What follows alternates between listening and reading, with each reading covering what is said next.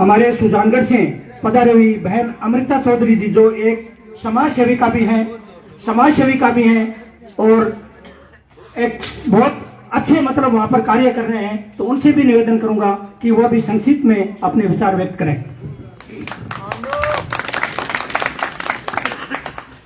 एक दो जयकारा लगाएंगे और उसके बाद में मैं शॉर्ट में मेरी बात को निपटा दूंगी। बोले भाई तेजाजी महाराज की, बालाजी महाराज की, दो जाटी गोगा मेड़ी की, रामसा पीर की। आदरणीय बड़े भाई साहब, खींवसर के विधायक, लोक लाडले, सबके चहेते नारायण जी बेनीवाल साहब, सम्मानित मंच और वार्ड नंबर 6, 7, 8 से पधारे हुए पिता तुल्य बुजुर्गों, युवा साथियों, मेरी प्यारी बहनों और पूरे प्रदेश के कोने कोने से पधारे हुए राष्ट्रीय लोकतांत्रिक पार्टी के पदाधिकारीगण और कार्यकर्ताओं। जैसा कि मेरे से पूर्व वक्ताओं ने आपको बहुत सारी चीजें बता दी है, आपकी तरह हमारे भी 15 महीने पहले सुजानगढ़ विधानसभा के उपचुनाव हुए थे।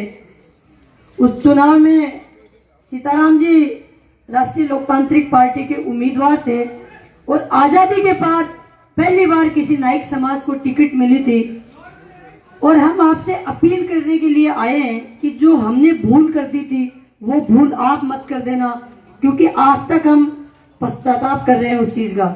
जो मारवाड़ी में कहावत है ना कि जब चिड़िया चुग गई खेत फिर पछताने से क्या, देसी भाषा में कहा तो मैं आज ताने करमड़े का हाथ दे रोआ की आ गलती में कर दी वन भुगत रहे हमें।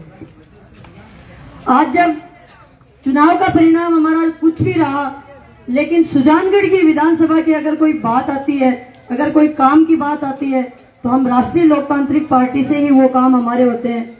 मैं एक दो उदाहरण आपके सामने पेश करना चाहूंगी। मैं गुडावड़ी पंचायत से हूँ और हमारे वहाँ रतनगढ़ से लोसल स्टेट हाईवे निकल रही थी और मनमर्जी से सरकार की जोर में वहाँ का जो ठेकेदार था वो हमारी जमीनों का जो सड़क निकल रही थी उसका चौड़ाईकरण था वो बिना मुआवजे कर रहे थे।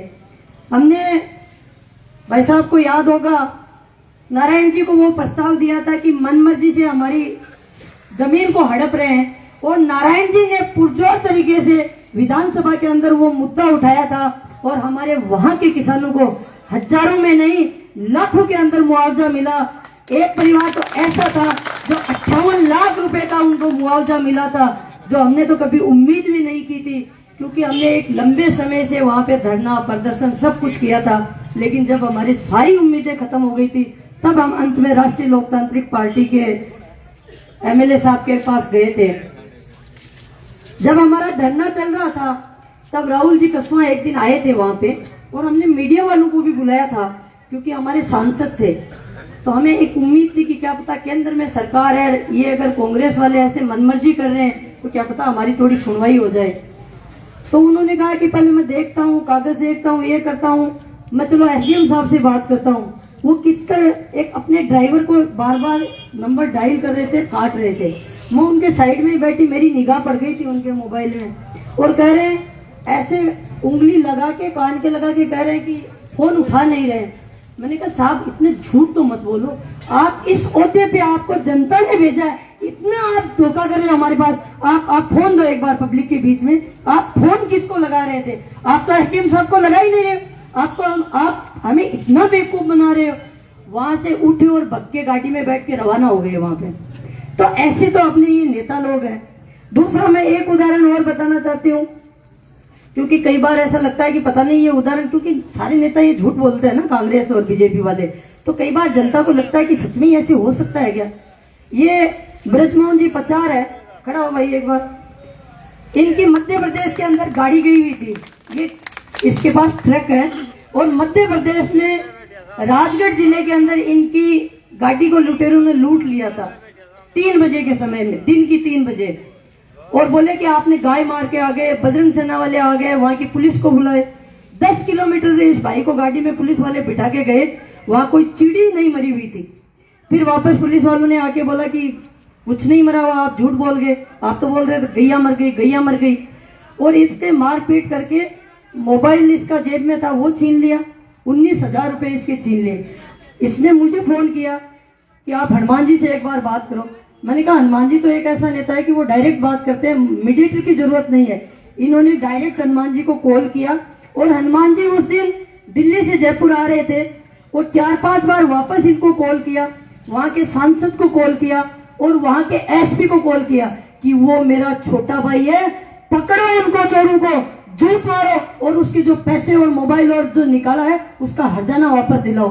रात की 2 बजे पहले इनको 5-7 गांव में उठा के ले गए कि ये है क्या, ये है क्या। इसने कहा ये नहीं है, लेकिन ये बता रहे थे कि एक जो शीशा फोड़ा था ना गाड़ी का पत्थर मार के, उसको ये पहचानते थे। तो रात की 2 बजे उसको घर में उठाया तो इसने कहा कि हाँ यही है। पकड़ा उसको, रातों रात 23 लोगों को पकड़ा, जूत मारे उनके, और इस भाई को इसके 19,000 रुपए नगद, 9,000 रुपए का मोबाइल और 2 गाड़ी इसकी खड़ी रही थी, 5-5 हजार रुपए दाढ़ी, सारे पैसे इसको वापस दिलाए। तो ये एक हनुमान देने वाली ऐसी शख्सियत है जो ऐसा काम कर सकता है। हमारे वालों को तो अगर मोटरसाइकिल भी पकड़ लेना, उनको फोन करें तो कहते हैं कि अभी तो सीआई साहब हमारो फोन को नहीं उठा रहे। ये तो ऐसे नेता है। हमें तो बड़ा अफसोस होता है।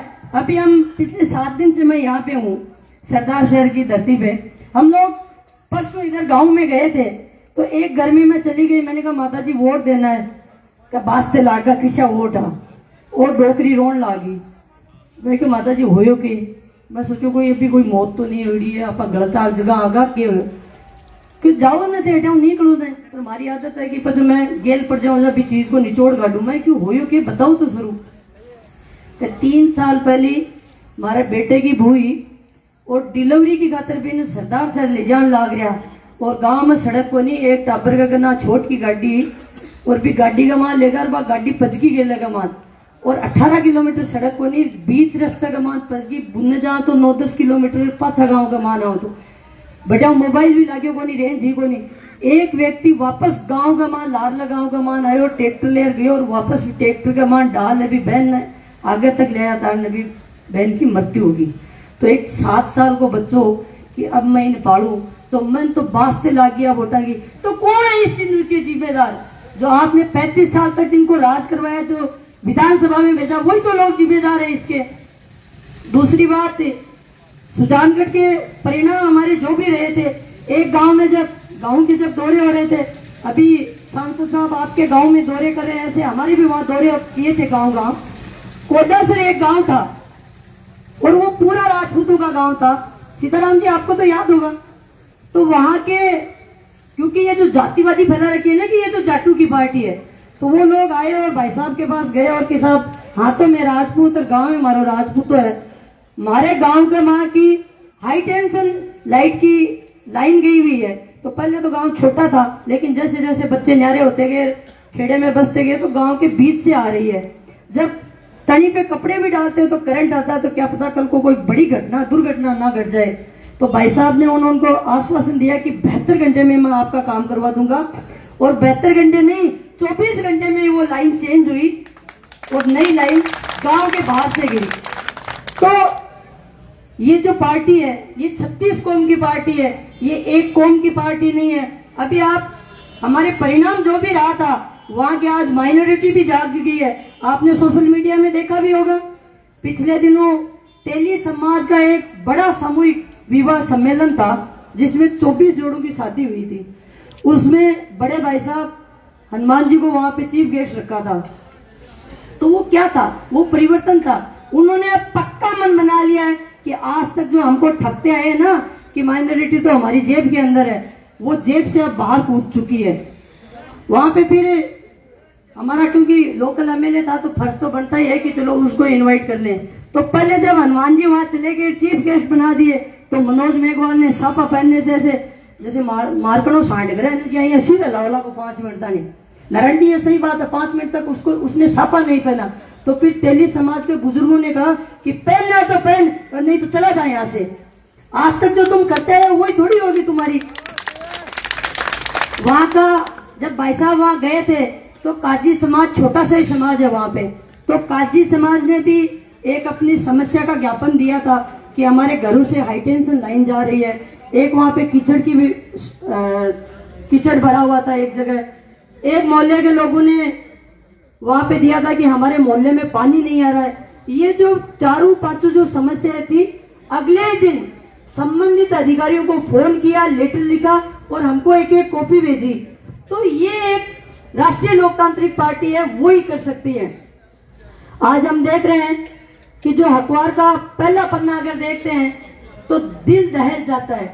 छोटी छोटी मासूम बच्चों का रेप हो जाता है। आज महिलाएं हैं वो थाने के अंदर सुरक्षित नहीं है, महिलाएं एम्बुलेंस के अंदर सुरक्षित नहीं है। कौन है इसके जिम्मेदार? इसके जिम्मेदार है सरकार। विपक्ष की जो भूमिका निभा रहे हैं वो तो कहीं नजर ही नहीं आते हैं। आप सब लोगों को पता है, आप जब विधानसभा चलती है तो आप अच्छे से देखते हो, अगर पुरजोर तरीके से जवान या किसान या दलित शोषित पीड़ित की कोई आवाज उठाता है तो राष्ट्रीय लोकतांत्रिक पार्टी के तीनों एमएलए पुरजोर तरीके से वहां आवाज उठाते हैं। दूसरी, हम तो आपसे इतनी ही अपील करने आए हैं कि जो 5 तारीख को होने वाले उपचुनाव है उसके अंदर पानी की बोतल के निशान पे 3 नंबर पे अपना निशान है, इस पे बटन दबा करके भारी मतों से लालचंद जी मूड को जिता के 3 से जो हमारे 4 विधायक बनाने हैं उसका काम हम सबको करना है।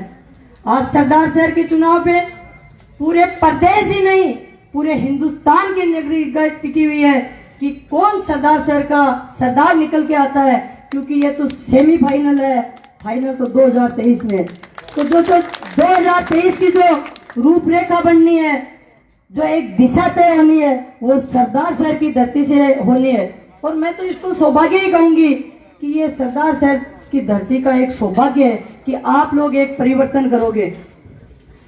दूसरी बात, भारतीय जनता पार्टी है वो आज 40 साल से धर्म के नाम पे, हिंदुत्व के नाम पे वोट लेते आ रहे हैं। जब 3 कृषि काले कानून लेके आए थे तो राजस्थान के 24 और भी सांसद थे, सारे फोन बंद करके एसी कमरों में सो रहे थे। सिर्फ एक राष्ट्रीय लोकतांत्रिक पार्टी के हनुमान जी बेनीवाल 70 दिन तक किसानों के मान और सम्मान के लिए लड़ाई लड़ रहे थे और मोदी जी को भी झुकाया था और कानून वापस करवाया था। मोदी जी ने वो बदला लेने के लिए फौज को ठेके भी दे दिए। आज फौज के अंदर सबसे ज्यादा अगर किसी ने शहादत दी है बॉर्डर पे तो वो शेखावाटी के वीरों ने दी है। और फौज में कौन जाते हैं? फौज में तो गरीब मजदूर किसान का बेटा ही जाता है, कोई एमएलए या एमपी का थोड़ी जाता है, या कोई पूंजीपति का बेटा थोड़ी जाता है फौज में। फौज में तो आप और हम जैसे गरीबों के बच्चे ही जाते हैं। तो इसकी भी अगर कोई आवाज उठाई थी तो उनका नाम था हनुमान बेनीवाल, जो आप सबको पता है कि 2 लाख लोगों की, 2 लाख बच्चों की रैली जोधपुर के अंदर की थी। अब आपको हर घर से हनुमान बन के निकलना है। आज ये एक एक वोट आपका है, वो हनुमान जी के हाथ को ताकत देगा, हनुमान जी को मजबूत करेगा। मैं अब अंतिम युवा साथियों से अपील करना चाहूंगी कि जैसे चेयरमैन या सरपंच के चुनाव होते हैं ना, उसके अंदर हम एक एक वोट, कोई माइग्रेट